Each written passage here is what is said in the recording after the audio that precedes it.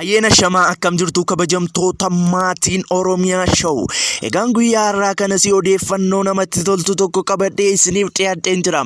Odeeffannoon kiyya guyyaa har'aa si artistii Andu'aalem Gosaan guyyaa kaleessaa magaalaa Finfinnee naannawaa addaa Sabbataatti sirna gaa'ilaa isaa haala nama ajaa'ibuun geggeeffateeti jira. Artistii Andu'aalem Gosaan guyyaa kaleessaa sirna gaa'ilaa isaa haala hedduu namatti toluun geggeeffateeti jira. Egaan viidiyoo isaa fi bal'ina oduu kanaa qabadhee isiniif dhiyaadheen jira. Hanga xumura qophii kiyyaatti na waliin turaan isiniin jira. Akkasumas namoonni yeroo jalqabaaf gara chaanaala keenyaa dhuftanii viidiyoo keenya guyyaa har'aa kana like godhaa. Akkasumas subscribe gochuudhaan odeeffannoo wayitaawwaaf qabatamaa ta'an chaanaala keenya jalaa argadhaan isiniin jira. Gama qophii kiyya guyyaa har'aaf qabadhee dhufeettan isin dabarsa. Hanga xumura qophii kiyyaatti na waliin turaan affeerraa kiyya kabajaaf jaalalaati.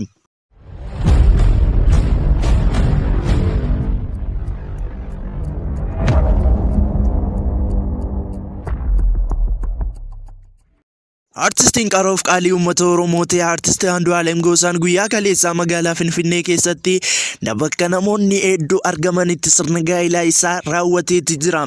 Sirna gaa'ilaa isaa kana kan raawwate naannawaa addaa Sabbataatti ture. Sirna gaa'ilaa isaa irratti kan argamanii namoota hedduu turanii. Artistii Caalaa Gaaromsaa, Galaanaa Gaaromsaa, Ittiiqaa Tafarii, Keekiyyaa Badhaadhaa, Margituu Warqinaa akkasumas artistoonni hedduun sirna gaa'ilaa isaa kanatti deemanii argamaniiti jiru. Artist Andu'aalem Gosaan guyyaa kaleessaa haala hedduu namatti toluun sirna gaa'ilaa isaa raawwateeti jira.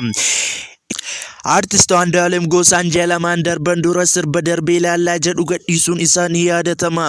Sirbi kun yeroo ammaa kanatti namoota miliyoonii 3.7 fi akkasumas sirboota afaan Oromoo keessaa hedduu ilaalamaa jiran keessa galeetti jira. Kana malees TikTokii fi sooshaal miidiyaa garaagaraa irratti chaalenjii ta'eeti ture.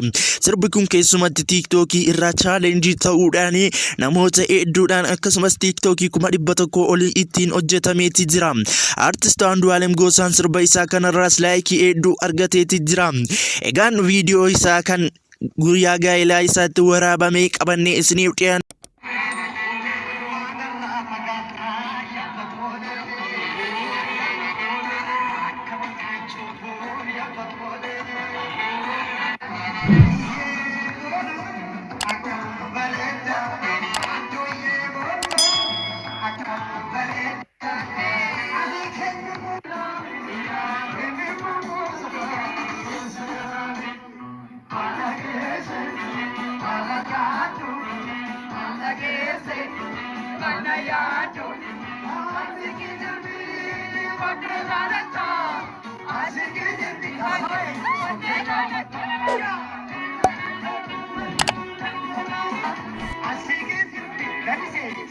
Egaan viidiyoo kanarraati akkuma ilaalaatti turtanitti sirni gaa'ilaa isaa guyyaa kaleessaa magaalaa Finfinnee keessatti raawwatameeti jira jechuudha.